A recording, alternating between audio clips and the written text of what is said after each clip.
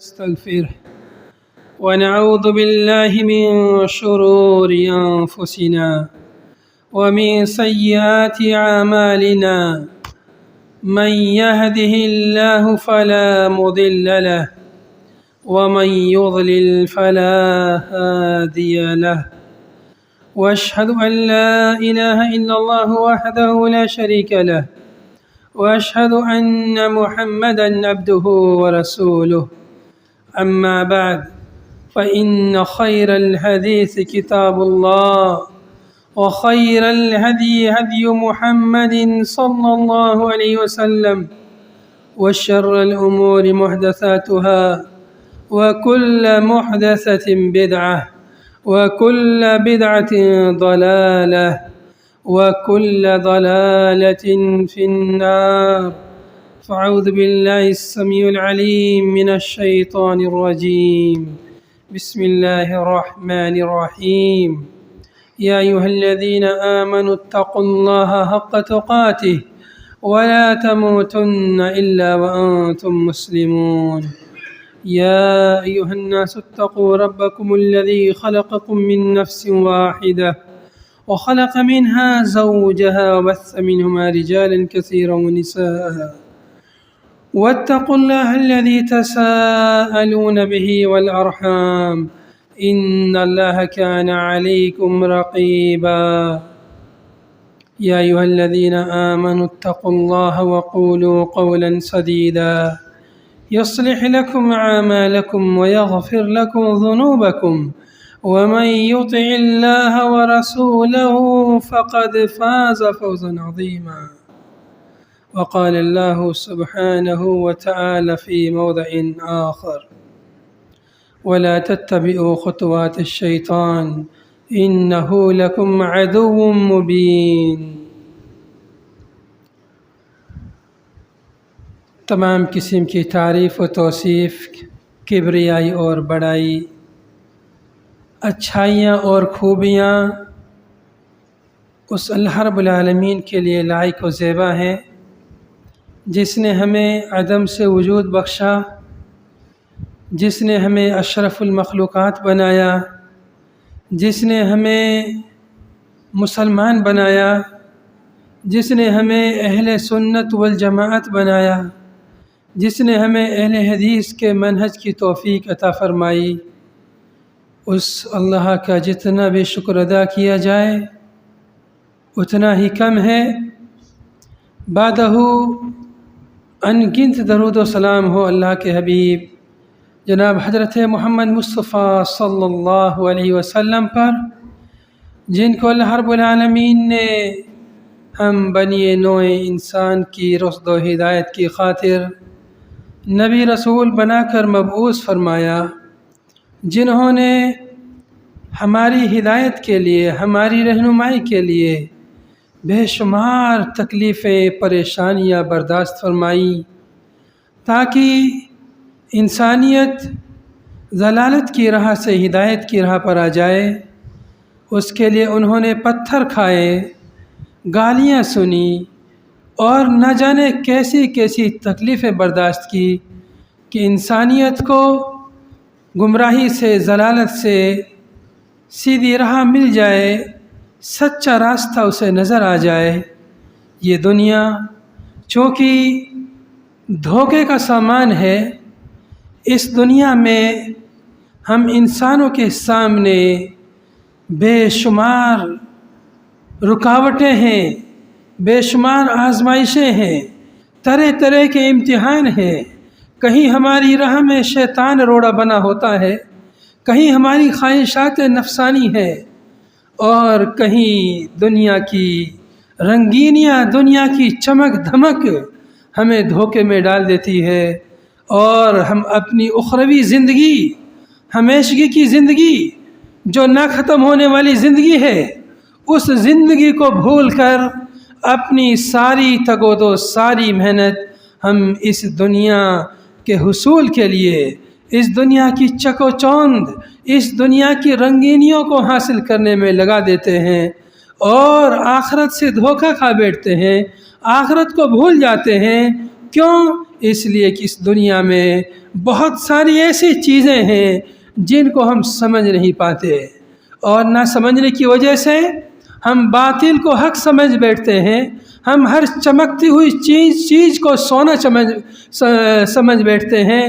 اور ہم ہر اس چیز کو جس کا ہمارا نفس گواہی دے کہ یہ اچھی ہے ہم اس کو اچھا سمجھ بیٹھتے ہیں، چاہے حدیث کیا کہے، قرآن کیا کہے، اس کی طرف ہم توجہ نہیں دیتے، اپنے نفس کی پیروی کرتے ہوئے صحیح راستے سے اکثر لوگ بھٹک جاتے ہیں۔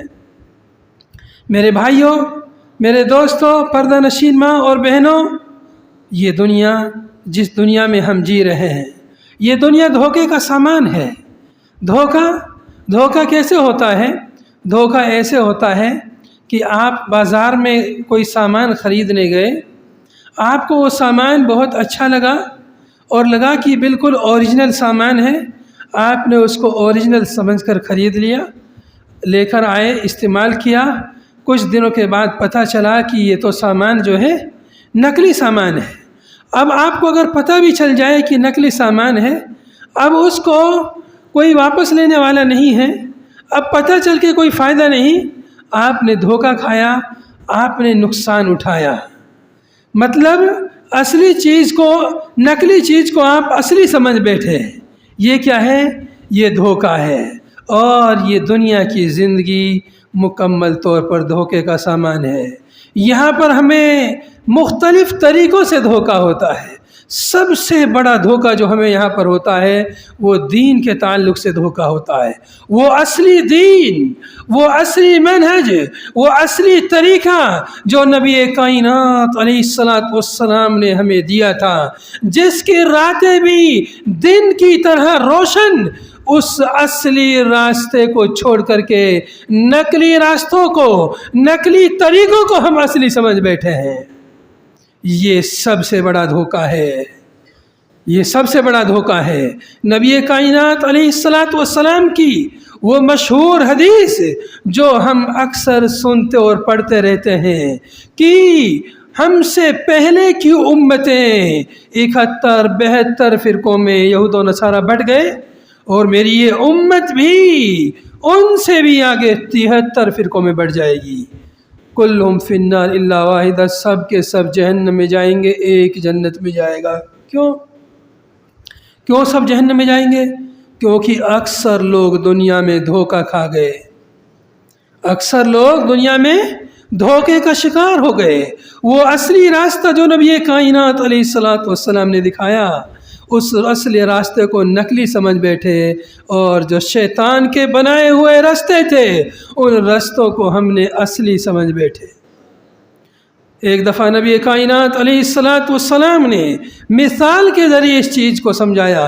زمین پر ایک خط، ایک لائن زمین پر سیدھی لائن کھینچی، پھر فرمائے ان ھذا صراطی مستقیما، کہ یہ میرا سیدھا راستہ ہے، اس میں کوئی ٹیڑھا پن نہیں ہے، اس میں کوئی کجروی نہیں ہے، اس میں کچھ اتار چڑھاؤ نہیں، بالکل سیدھا راستہ۔ اس راستے کی حفاظت کی ذمہ داری اللہ تعالیٰ لیتا ہے، قیامت تک رہے گا۔ قرآن پاک، حدیث رسول اس کی پہچان ہے۔ قرآن پاک کو، حدیث رسول کو رہتی دنیا تک کوئی مٹا نہیں سکتا ہے، چونکہ اللہ رب العالمین نے اس کی حفاظت کی ذمہ داری اپنے ذمہ لی ہے۔ جب اللہ تعالیٰ نے حفاظت کی ذمہ داری اپنے ذمہ لی ہے تو کوئی مٹا نہیں سکتا۔ دنیا میں بہت سارے لوگوں نے کوشش کی قرآن پاک کو بدلنے کی، قرآن پاک میں تحریف کرنے کی، قرآن پاک کو مٹانے کی، قرآن پاک کی بے حرمتی کرنے کی، قرآن پاک کو جلانے کی، لیکن کوئی مٹا نہیں سکتا ہے۔ پوری دنیا اکٹھی ہو جائے اس کو مٹانے کے لیے، قرآن پاک کے پورے نسخوں کو اگر جلا دیا جائے، پھر بھی یہ قرآن کو کوئی مٹا نہیں سکتا، اس لیے کہ اللہ نے اس کی حفاظت کی ذمہ داری لی ہے۔ ہو سکتا ہے لوگ قرآن پاک کے نسخوں کو، مصحف کو کوئی جلا دے، اس پر کوئی پابندی لگا دے، لیکن سینوں میں محفوظ قرآن کو کون مٹا سکتا ہے؟ ایسا بھی دنیا کی تاریخ میں دیکھا گیا ہے کہ بعض ممالک میں قرآن کے رکھنے پر پابندی لگا دی گئی، لیکن وہاں جتنی پابندی لگائی گئی اتنا ہی زیادہ لوگوں نے قرآن پاک کو حفظ کیا اور یاد کیا۔ اتنا سیدھا رستہ نبی صلی اللہ علیہ وسلم نے زمین پر خط کھینچا، لائن کھینچی، فرمایا کہ یہ سیدھا رستہ ہے۔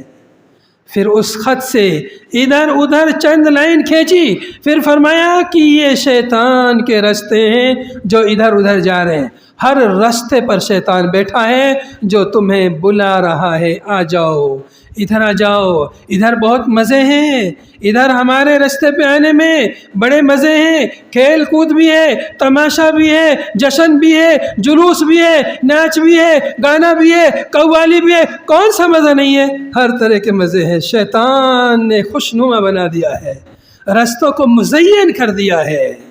اللہ رب العالمین نے جب شیطان کو دھتکارا تھا تو شیطان نے کہا تھا کہ میں اے اللہ تیرے سیدھے رستے پر بیٹھوں گا اور تیرے بندوں کو گمراہ کروں گا، ان کو اپنی طرف بلاؤں گا، ان کے لیے راستوں کو مزین کروں گا، خوبصورت بناؤں گا۔ تو شیطان جو ہے کیا کر رہا ہے؟ شیطان باطل کے رستوں کو، گمراہی کے رستوں کو، بدعات اور خرافات کے رستوں کو مزین بناتا ہے، خوبصورت بناتا ہے۔ ایسا نہیں کہ شیطان جو ہے کوئی بری چیز کی طرف بلاتا ہو، دیکھنے میں بظاہر وہ اچھی چیز ہوتی ہے، شیطان جو ہے بظاہر اچھی چیز کی طرف بلاتا ہے، پھر اس اچھی چیز کے پیچھے کیا ہوتا ہے وہ بندے کو نظر نہیں آتا، جب اس گمراہی میں چلا جاتا ہے پھر اسے کچھ نظر نہیں آتا ہے۔ یہ حدیث جو ابھی میں نے آپ کے سامنے پڑھی کہ یہ امت 73 فرقوں میں بڑھ جائے گی، سب کے سب جہنم میں، ایک جنت میں جائے گا۔ صحابہ کرام نے پوچھا کون ہے جنت میں جائے گا؟ اس کا نام آپ نے نہیں بیان فرمایا، اس لیے کہ سب اپنا نام وہی رکھ لیتے۔ اس کے اوصاف آپ نے بیان فرمایا، اس کا وصف بیان فرمایا کہ ما انا علیہ و اصحابی الیوم، کہ آج میں اور میرے صحابہ جس طریقے پر ہیں اس طریقے پر جو جماعت ہوگی وہی جنتی جماعت ہوگی، باقی سب جہنمی ہوں گے۔ پھر آپ صلی اللہ علیہ وسلم نے آگے اس حدیث میں فرمایا، سنن ابی داؤد کی روایت میں ہے کہ آپ صلی اللہ علیہ وسلم نے آگے فرمایا کہ میری اس امت میں کچھ ایسے لوگ ظاہر ہوں گے، میری اس امت میں کچھ ایسے لوگ پیدا ہوں گے جن کے اندر نئی نئی بدعتیں ان کو ایسا بنا دیں گی جیسے پاگل کتے نے کسی شخص کو کاٹا ہو تو وہ آدمی، جس کو پاگل کتے نے کاٹا ہو تو وہ آدمی جیسی حرکت کرتا ہے ویسی ہی حرکتیں ان نئی نئی چیزوں کو ایجاد کرنے والے لوگ بھی کریں گے۔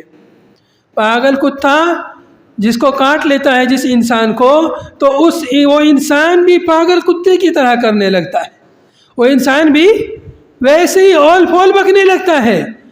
فرمایا کہ میری امت میں بھی ایسے ہی لوگ ظاہر ہوں گے، نئی نئی چیزیں خرافاتیں ایجاد کریں گے، پاگل کتے کی طرح بھونکیں گے۔ میرے بھائیوں، نبی پاک صلی اللہ علیہ وسلم نے جو یہ بات بیان فرمائی یہ ہو بہو آج ہم اپنی آنکھوں سے دیکھ رہے ہیں اور کانوں سے سن رہے ہیں۔ ایسے لوگ موجود ہیں جو امت محمدیہ میں اپنے آپ کو شمار کرتے ہیں، نبی صلی اللہ علیہ وسلم سے عشق و محبت کے دعویٰ کرتے ہیں، اور جب ذکر کرتے ہیں اللہ کا ایسے کرتے ہیں بالکل جیسے کتا بھونکتا ہے۔ ایسے مسلمان موجود ہیں، ہاتھوں کو زمین پر ٹیک لیں گے، گھٹنے کے بر کتے کی کیفیت اپنا لیتے ہیں، منہ اوپر کرتے ہیں اور پھر ذکر کرتے ہیں اللہ کا ہو ہو ہو ہو ہو ہو، جیسے کتا بھونکتا ہے ویسے ہی اسی کی جیسی آواز میں آواز نکالتے ہیں اور کہتے ہیں یہ ہم اللہ کا ذکر کر رہے ہیں۔ کیا کہتے ہیں؟ کہ ہم اللہ کا ایسے ذکر کر رہے ہیں۔ ہوا، چونکہ ہوا جو ضمیر ہے، اللہ لا الہ الا هو الحی القیوم، قرآن پاک میں آیت الکرسی میں ہوا، تو کہتے ہیں کہ دیکھو آیت الکرسی میں ہوا ہے، قرآن میں ہوا ہے، تو ہم ہوا ہی تو کر رہے ہیں، قرآن میں ہوا ہے تو ہم بھی ہوا کر رہے ہیں۔ تو یہ ہوا کرتے کرتے کتے کی طرح ہو کرنے لگتے ہیں، جیسا کہ نبی صلی اللہ علیہ وسلم نے بیان فرمایا۔ ہوا کوئی ذکر نہیں ہے، یہاں تک کہ کوئی آدمی صرف یہ ذکر کرے اللہ اللہ اللہ، یہ بھی کوئی ذکر نہیں ہے۔ کیوں ذکر نہیں ہے؟ مطلب آپ اللہ اللہ کر کے کیا کہہ رہے ہیں؟ اللہ مالک نہیں ہے، اللہ رازق نہیں ہے، کیا کہنا چاہ رہے ہیں؟ یا اللہ مالک ہے یا نہیں ہے؟ اس بات نفی کچھ بھی تو نہیں کہہ رہے آپ۔ اللہ اللہ اللہ ایسے کر رہے ہیں، یہ ذکر نہیں ہے۔ ذکر ہوگا آپ کو اللہ اکبر، یا کو سبحان اللہ اللہ پاک ہے، یا کو اللہ اکبر اللہ سب سے بڑا ہے، اس طرح سے، یا کو الحمدللہ اللہ سب سے بڑا ہے، یا کو لا الہ الا اللہ اللہ کے سوا کوئی معبود، یہ ذکر ہوتا ہے۔ صرف خالی اللہ اللہ اللہ ایسے رٹ لگانا یہ دین کے اندر بدعت ہے۔ ایسا کوئی ذکر اگر ذکر ہوتا تو سب سے پہلے نبی پاک صلی اللہ علیہ وسلم سکھلاتے، صحابہ کرام کم سے کم کرتے، تابعین ائمہ اربعہ محدثین کرام اس کو کرتے، لیکن کسی سے ایسا کوئی ذکر ثابت نہیں ہے۔ تو لہذا اس طرح سے ذکر کرنا بھی یہ کیا ہے؟ یہ شیطانی رستہ ہے، شیطانی طریقہ ہے۔ دیکھو شیطان کیسے بہکاتا ہے۔ شیطان یہ نہیں کہتا کہ اس گڈھے میں گر جاؤ، ایسے نہیں کہتا۔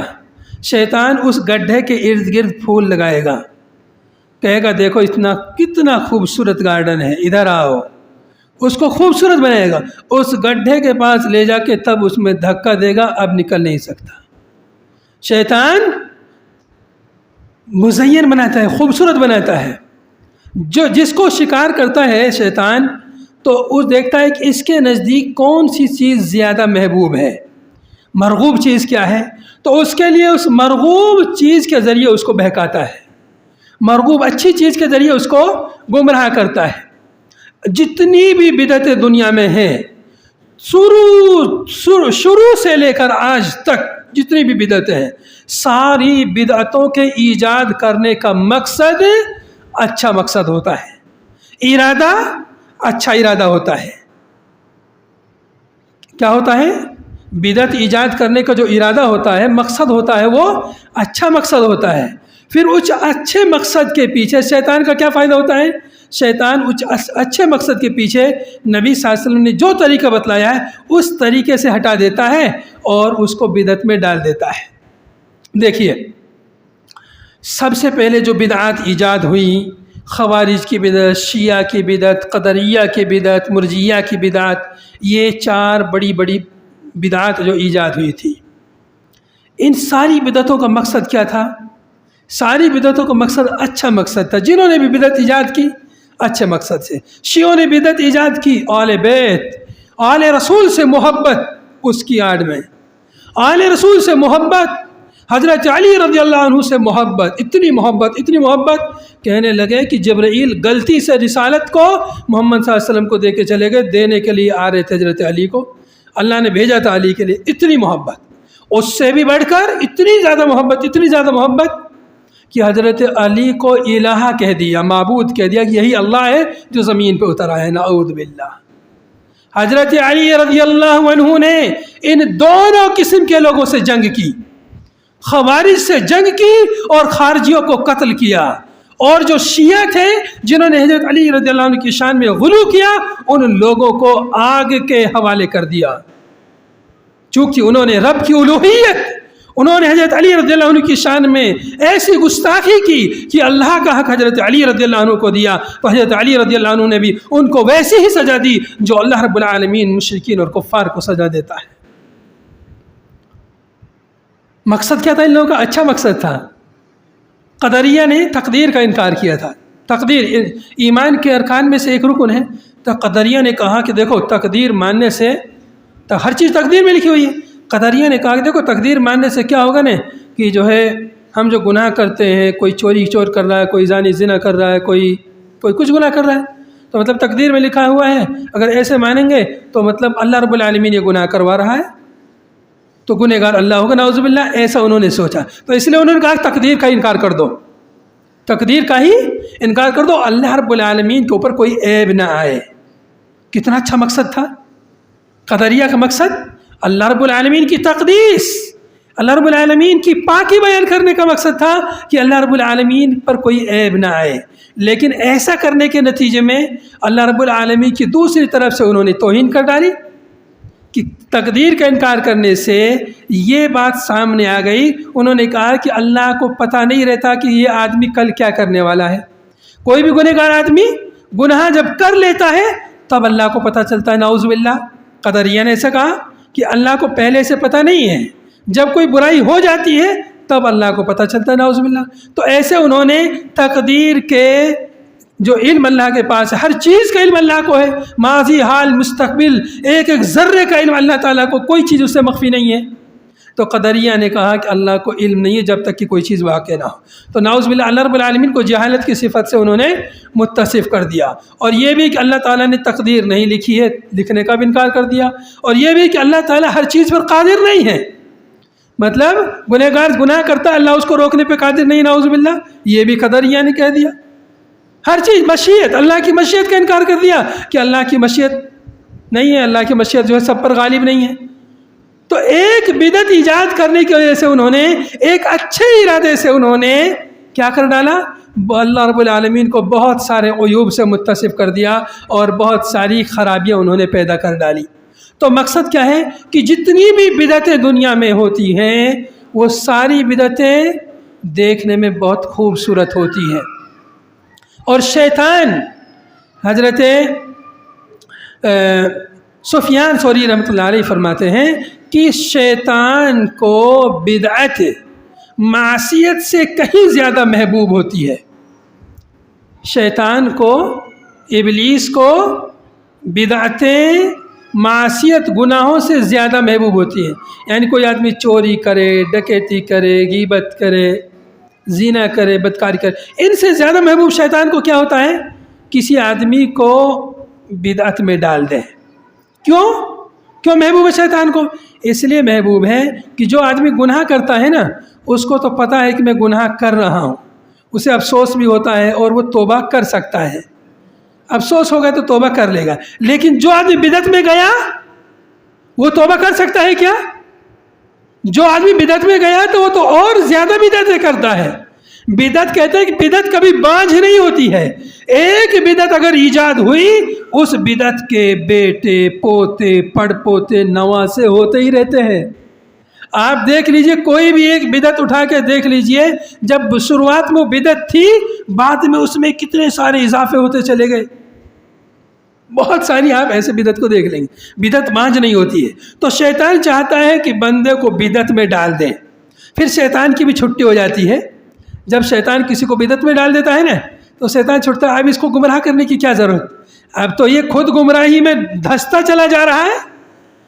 بدعت میں گیا تو گمراہی کی دلدل میں، اور دلدل کا مطلب کیا ہے کہ آدمی اس میں جتنا ہاتھ پیر مارتا ہے اتنا دھستا جاتا ہے۔ تو شیطان کیا چاہتا ہے، ابلیس یہ چاہتا ہے کہ انسان کو بدعت میں ڈال دے، بدعت میں ڈالنے کے بعد اس کی چھٹی ہو جاتی ہے۔ سوچو اب اس کے پیچھے پڑنے کی ضرورت نہیں ہے، اب کسی اور کو گمراہ کرتا ہے، کیونکہ وہ جو کچھ بھی کام کرتا ہے نبی صلی اللہ علیہ وسلم کے طریقے کے خلاف کرتا ہے۔ اگر اس کی بدعات میں شرکیات اور کفریات کی آمیزش ہو گئی تو پھر وہ کتنے بھی نیک کام کرے، کتنی بھی نماز پڑھے، کتنے بھی روزے رکھے، سب بیکار ہو جاتا ہے۔ تو شیطان کا ہتھ کنڈا کیا ہوتا ہے، خوبصورت اچھا ہتھ کنڈا ہوتا ہے۔ شکار کرنے کے لیے جس کو شکار کیا جاتا ہے اس کی مرغوب غذا اس کے سامنے رکھی جاتی ہے۔ تو ایسے لوگوں کو بہکایا، آل بیت کی محبت کی آڑ میں بہکایا، نبی صلی اللہ علیہ وسلم کی محبت کی آڑ میں میلاد جیسی بدعت ایجاد کروا دی۔ جس دن نبی کی وفات ہوئی، جس دن پورے مسلمان غم کی وجہ سے نڈھال تھے، اس دن یہ مسلمان خوشی کا جشن منانے لگے۔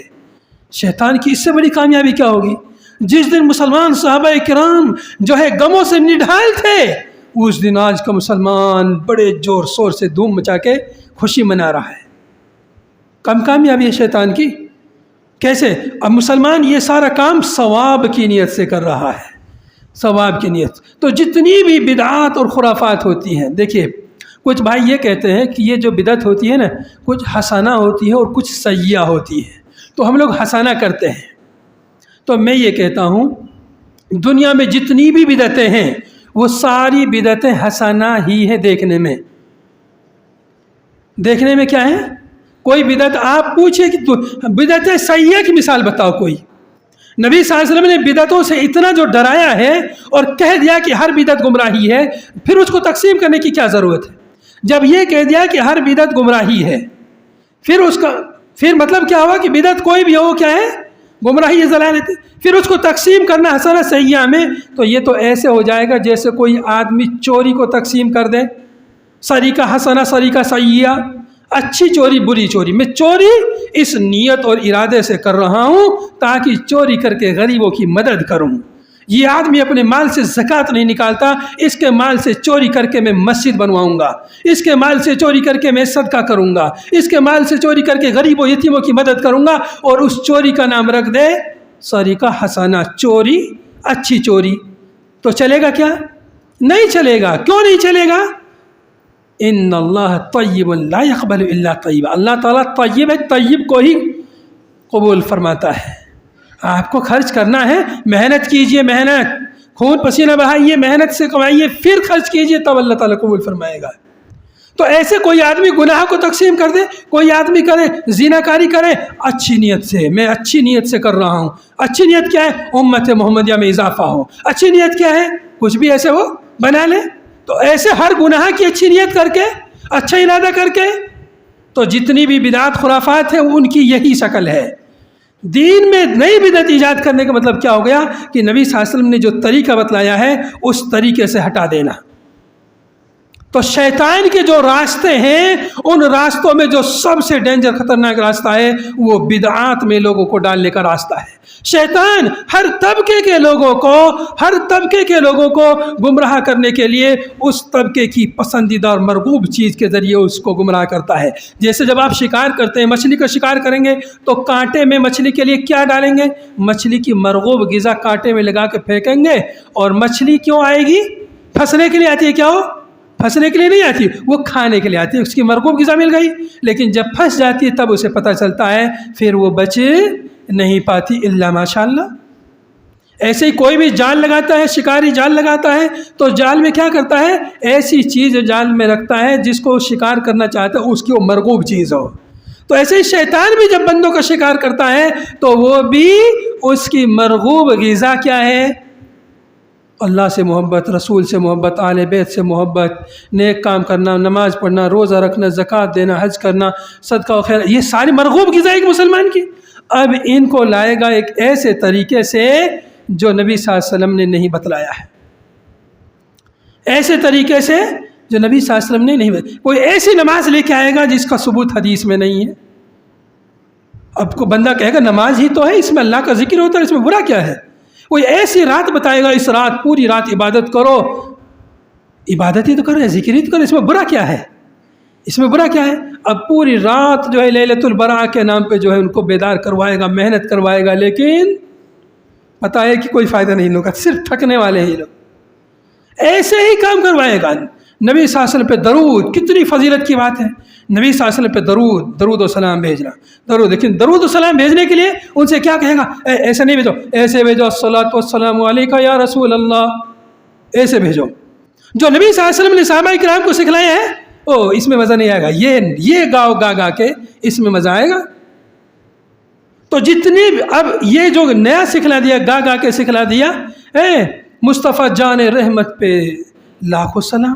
اب جو نبی صلی اللہ علیہ وسلم نے درود سکھلایا اس سے لوگ دور ہو گئے نا، اس کو چھوڑ کر کے اس میں مگن ہو گئے، بس ہو گئی شیطان کی کامیابی. بس نبی صلی اللہ علیہ وسلم جو بتلایا اس سے اس کو الگ کرنا ہے. دیکھنے میں اچھا ہوگا، خوبصورت ہوگا، اللہ کے لیے ہوگا، اخلاص ہوگا دل میں، لیکن نبی صلی اللہ علیہ وسلم کے طریقے سے ہٹ جائے گا. تو عمل کی قبولیت کے لیے دو شرطیں ہیں، کام اللہ کے لیے ہو اور نبی صلی اللہ علیہ وسلم کے طریقے کے مطابق ہو. تو شیطان ان دونوں میں سے کسی ایک طرف بندے کو کر دیتا ہے کہ یا تو نیک عمل کو بندہ اللہ کے لیے نہیں کرے گا، نبی صلی اللہ علیہ وسلم کے طریقے کے مطابق کرے گا، یا نبی صلی اللہ علیہ وسلم کے طریقے کے مطابق نہیں کرے گا، اللہ کے لیے کرے گا. دونوں صورتوں میں ہی عمل بیکار ہو جاتا ہے.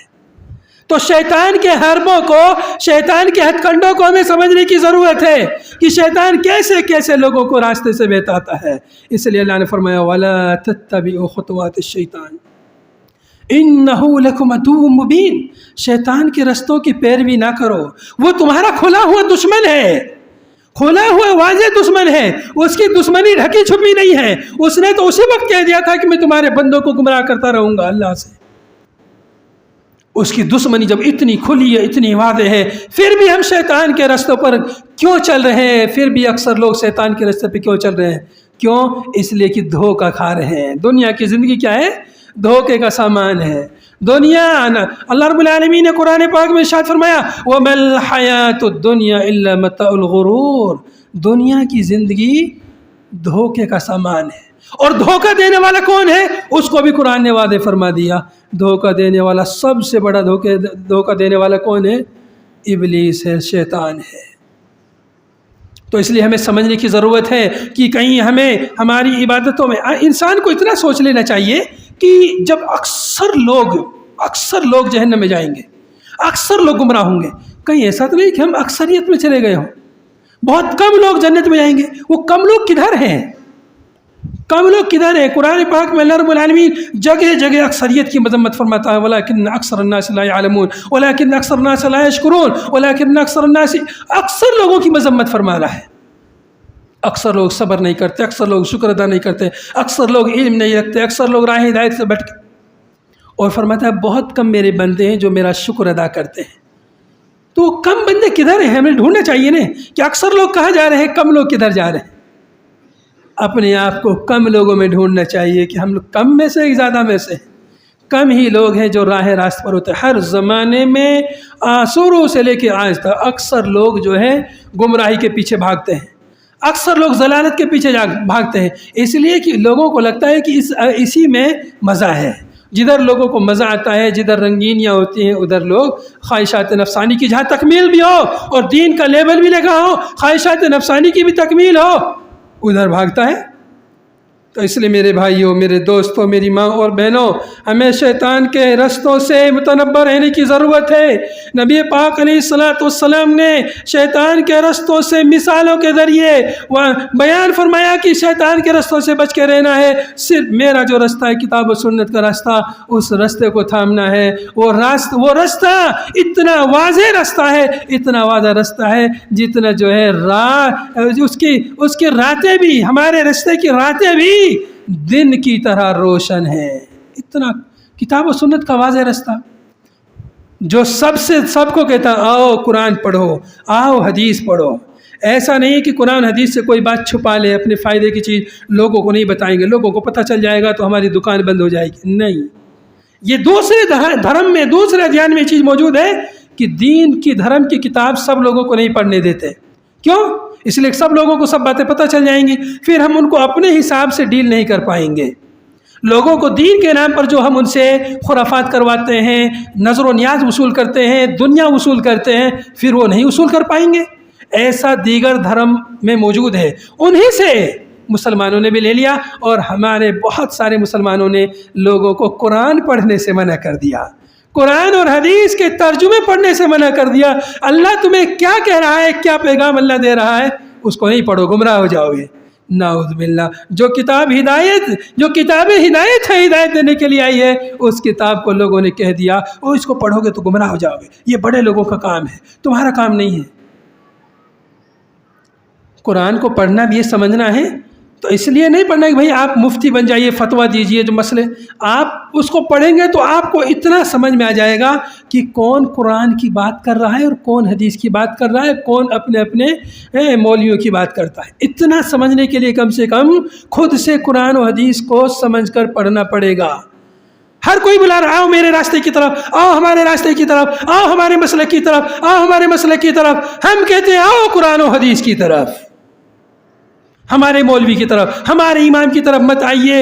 ये लीजिए कुरान पाक पढ़िए, ये लीजिए हदीस पाक पढ़िए, समझिए, फिर आपको समझ में आ जाएगा कि कौन सही कुरान हदीस की तरफ आपको बुला रहा है और कौन सिर्फ कुरान हदीस का लेबल लगा रहा है। कितने लोग कुरान हदीस का नाम तो लेंगे, कुरान हदीस का लेबल लगाएंगे, लेकिन बात करेंगे अपने मन की, बात करेंगे अपने मौलवी की, बात करेंगे अपने इमाम की, बात करेंगे अपने मसलक की। नाम और लेबल होगा कुरान और हदीस का, या कुरान और हदीस की आयतों को तोड़ मरोड़ करके उनकी तावील फासिद तावील करके ان کو اپنے مسلک کے مطابق کر ڈالیں گے۔ لیکن جب آپ خود قرآن حدیث پڑھیں گے تو آپ کو اتنا ضرور سمجھ میں آ جائے گا کہ کون حق کی دعوت دے رہا ہے اور کون باطل کی دعوت دے رہا ہے۔ اس لیے کہ دنیا میں باطل کی دعوت دینے والے زیادہ ہیں، حق کی دعوت دینے والے کم ہیں، اس لیے اس کم کو ڈھونڈنا پڑے گا۔ زیادہ تو ہر جگہ نظر آتا ہے، زیادہ کی کوئی ویلو نہیں ہوتی، جو چیز کم ہوتی ہے اسی کی ویلو ہوتی ہے، اس کو حاصل کرنے کے لیے محنت کرنی پڑتی ہے۔ اس لیے میرے بھائیوں، میرے دوستوں، ہمیں صحیح راستہ جو کتاب و سنت کا راستہ ہے اس راستے کو سمجھنے کی ضرورت ہے۔ اس سے اگر دھوکہ کھا گئے تو ہمیشہ ہمیں اس کے لیے پھر پچھتانا پڑے گا۔ آخر میں اللہ تعالیٰ سے دعا ہے اللہ تعالیٰ ہمیں کہنے سننے سے زیادہ عمل کرنے کی توفیق عطا فرمائے۔ اللہ تعالیٰ ہمیں نبی صلی اللہ علیہ وسلم کا سیدھا راستہ، ہمیں اس سیدھے راستے پر چلنے کی توفیق عطا فرمائے۔ اللہ تعالیٰ ہمیں بدعات اور خرافات سے اللہ ہماری حفاظت فرما۔ اے اللہ شیطان کے رستوں سے ہماری حفاظت فرما۔ اے اللہ ہمیں نبی صلی اللہ علیہ وسلم کے راستے پر چلنے کی توفیق عطا فرما۔ اے اللہ ہمیں جب تک زندہ رکھ، اسلام پر زندہ رکھ، اور جب موت دے تو ایمان کی حالت میں موت دے۔ وآخر دعوانا ان الحمد للہ رب العالمین۔ سبحانک اللہم وبحمدک، نشہد ان لا الہ الا انت، نستغفرک ونتوب الیک۔